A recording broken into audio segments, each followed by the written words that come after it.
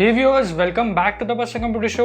तो जेब्रॉनिक्स ने लॉन्च किया एकदम धमाकेदार कैबिनेट जिसका नाम है जेब्रॉनिक्स जेब वल्हाला, जो बहुत ज़्यादा एंटेक टॉक जैसे दिखता है, लेकिन जो एंटेक टॉक है वो 35 से 36,000 रुपीज़ के आसपास आता है। वही जो हमारा जेब्रॉनिक्स वल्हाला है वो सिर्फ 9,500 to 10,500 के बीच में आता है। तो आज हम इसके बारे में बात करेंगे कि आपको जेब्रॉनिक्स में कैसी क्वालिटी मिलती है, उसका एयर फ्लो कैसा है और क्या आपको इसको बाय करना चाहिए या नहीं। तो वीडियो को हम स्टार्ट करते हैं।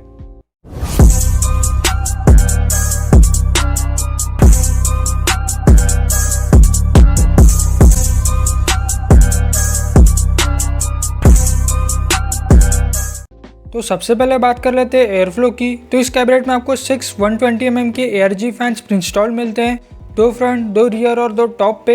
वही मैंने बहुत सर्च किया कि इन फैंस का RPM और CFM कितना है, क्योंकि इसके ऊपर ही हम इसका एयर फ्लो जज कर सकते हैं। और जो महंगे कैबिनेट्स आते हैं उसमें जो पंखे लगते हैं उनका हमें RPM और CFM पहले से ही दिया होता है, लेकिन मुझे इसमें कुछ पता नहीं चला। इसलिए मैं जेब्रॉनिक्स को मेल भी किया इन्फॉर्मेशन के लिए, लेकिन अभी तक उनका कोई रिप्लाई नहीं आया है। अगर वो फैंस के बारे में इन्फॉर्मेशन प्रोवाइड करते हैं तो मैं आपको कम्युनिटी पोस्ट में बता दूंगा। वही अभी के वर्डिक्ट के लिए मुझे ऐसा लगता है कि इसका एयर फ्लो परफॉर्मेंस अच्छा डिसेंट रहेगा, क्योंकि ऑफकोर्स ये भी एक फैक्टर है कि इसमें आपको 6 फैंस इंस्टॉल मिलते हैं, तो एयर फ्लो वो थोड़ा अच्छा कर सकते हैं।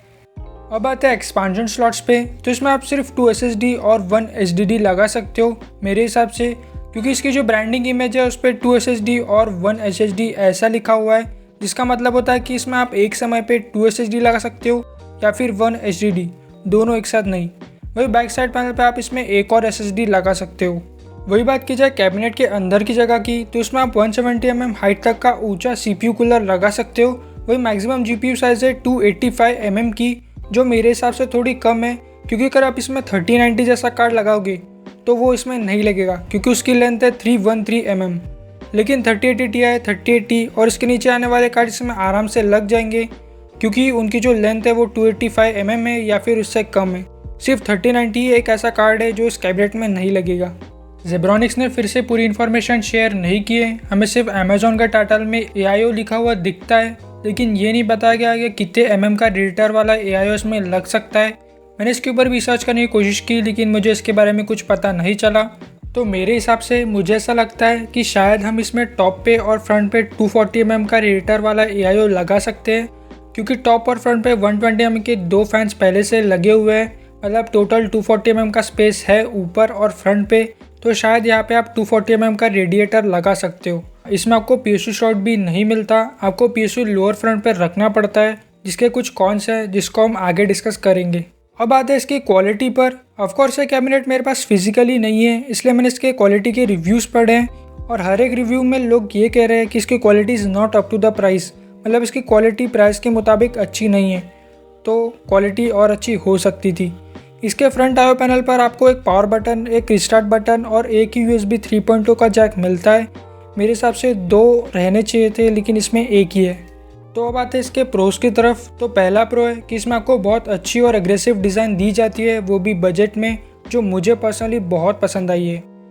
सेकंड प्रो है कि इसमें आपको दोनों साइड, मतलब साइड पैनल और बैक पैनल दोनों में टेम्पर्ड ग्लास दिया जाता है, जो एक्रेलिक से ज़्यादा अच्छा होता है और स्क्रैच रेजिस्टेंट भी होता है। थर्ड प्रो है कि जो इसकी फैंस की RGB है वो आप अपने मदरबोर्ड के RGB हेडर के थ्रू सिंक भी कर सकते हो, जो आपके लुक को और अच्छा बना देगा। और हाँ, जो इसके RGB फैंस है वो सेंटर ग्लो करने वाले हैं, हेलो डिज़ाइन वाले नहीं है, जो मुझे पर्सनली बहुत पसंद आते हैं। वही अगर आपके पास RGB हेडर वाला मदरबोर्ड नहीं है तो इसमें आपको RGB कंट्रोलर रिमोट भी दिया जाता है, जिसके थ्रू आप इसकी RGB कंट्रोल कर सकते हो। फोर्थ प्रो है कि इसमें आपको 6 फैंस मिलते हैं। अब पता नहीं इनका RPM और CFM कितना है, लेकिन जितने ज़्यादा फैंस रहेंगे उतना ज़्यादा एयर फ्लो जनरेट होगा। अब आता है कॉन्स की तरफ। तो मैंने आपको पहले ही बता दिया कि इसकी quality is not up to the mark, मतलब इसकी प्राइस के मुताबिक इसकी क्वालिटी और अच्छी हो सकती थी। दूसरा कौन है कि इसमें आपको ज़्यादा एक्सपेंशन स्लॉट्स नहीं मिलते HDD के लिए। आप इस पूरे केस में ढंग से सिर्फ एक HDD लगा सकते हो, क्योंकि फिर इसमें आपको ज़्यादा कैपेसिटी की HDD लगानी पड़ेगी एक ही बार में। थर्ड कौन है कि इसमें आप 360 mm का रेडिएटर वाला AIO नहीं लगा सकते। जाहिर सी बात है कि अगर आप इतना महंगा कैबिनेट ले रहे हो तो शायद आप इसमें 360 mm का रेडिएटर लगाना चाहो तो जान लो कि आप इसमें नहीं लगा सकते। वह ये भी कंफर्म नहीं है कि इसमें आप 240 mm का रेडिएटर लगा सकते हो या नहीं, लेकिन 360 mm और 280 mm का तो कंफर्म्ड है कि इसमें नहीं लगेगा क्योंकि जगह ही नहीं है। वही मैंने आपको पहले ही बता दिया कि 3090 जैसा बड़ा कार्ड इस कैबिनेट में आप नहीं लगा सकते। 3080 और 3080 Ti में लग जाएगा, लेकिन उसके बाद कैबिनेट में ज़्यादा जगह नहीं बचेगी, एकदम कॉम्पैक्ट हो जाएगा कैबिनेट। लेकिन उसके नीचे के जो भी कार्ड्स है उसमें ये आराम से लग जाएंगे। फोर्थ कॉन है कि अगर इस कैबिनेट में आपको क्लीन लुक अचीव करना हो तो एक मॉड्यूलर पावर सप्लाई ही लेना पड़ेगा, क्योंकि PSU इसमें लोअर फ्रंट में लगता है। अगर आप इसमें नॉन मॉड्यूलर PSU लगा दोगे तो अनवांटेड वायर्स आपको डायरेक्टली सामने बिखरी हुई दिखेंगी। वही नॉन मॉड्यूलर पावर सप्लाई में ऐसा नहीं होगा, क्योंकि आप मॉड्यूलर पावर सप्लाई में अनवांटेड केबल्स निकाल के बाहर कैबिनेट के रख सकते हो, क्योंकि मॉड्यूलर PSU में केबल्स डिटैचेबल रहती है।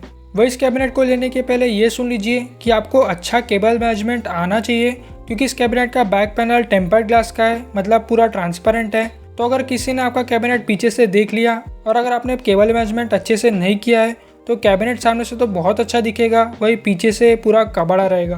फिफ्थ कॉन है कि इसमें आपको फ्रंट में एक्रेलिक ग्लास देखने के लिए मिलता है। अब मुझे पता नहीं कि जेब्रोनिक्स ने फ्रंट में एक्रेलिक ग्लास क्यों दिया है, क्योंकि साइड में और बैक पैनल पे आपको टेम्पर्ड ग्लास देखने के लिए मिलता है। अब सामने भी टेम्पर्ड ग्लास दे दिया रहता तो ज़्यादा अच्छा होता था, लेकिन अगर आप इस कैबिनेट को अभी लोगे तो सामने के ग्लास पे स्क्रैचेस लगने का डर हमेशा बना रहेगा, क्योंकि एक्रेलिक ग्लास पे स्क्रैचेस जल्दी लगते हैं। तो मेरे हिसाब से अगर इस कैबिनेट की प्राइस 1-2 हज़ार रुपये तक कम होती तो ये बेस्ट बाय हो जाता, या फिर अगर इसकी क्वालिटी थोड़ी ज़्यादा अच्छी होती और एक्सपेंशन स्लॉट्स और रेडिएटर सपोर्ट ज़्यादा मिलता तो ये कैबिनेट अपने प्राइस को पूरा जस्टिफाई कर देता। पर जेब्रोनिक्स ने ये दोनों कंडीशंस पूरी नहीं की है, तो क्या आपको ये कैबिनेट बाय करना चाहिए या नहीं, तो ये आपके ऊपर है। अगर आपको बजट में अग्रेसिव और यूनिक डिज़ाइन चाहिए और कैबिनेट की क्वालिटी आपको मैटर नहीं करती, आप ऐसा सोचते हो कि कैबिनेट को हमें टेबल के ऊपर ही तो रखना है, और अगर आपको ज़्यादा एक्सपेंशन स्लॉट्स की ज़रूरत नहीं है तो हाँ, ये कैबिनेट आपके लिए अच्छा रहेगा। पर अगर इसकी प्राइस थोड़ी और कम होती तो ये ज़्यादा अच्छी डील होती। तो आपने सारे कॉन्स, प्रोस और मेरे कंक्लूजन सुनने के बाद इस कैबिनेट को लेने का मन बना लिया है, तो नीचे अमेज़ॉन के एफिलिएट लिंक्स दिए, अगर आप वहाँ से बाय करोगे तो चैनल को थोड़ा सपोर्ट भी मिलेगा। अब अगर आपको पर्टिकुलर प्राइस पॉइंट में सबसे अच्छे कैबिनेट्स जानने हैं तो लेफ्ट में क्लिक कीजिए, और अगर कीबोर्ड्स जानने हैं तो राइट में। और ऐसे PC रिलेटेड कंटेंट के लिए हमारे चैनल को आप सब्सक्राइब भी कर सकते हो। फिर मिलते हैं अगले वीडियो में, तब तक के लिए टाटा बाय बाय।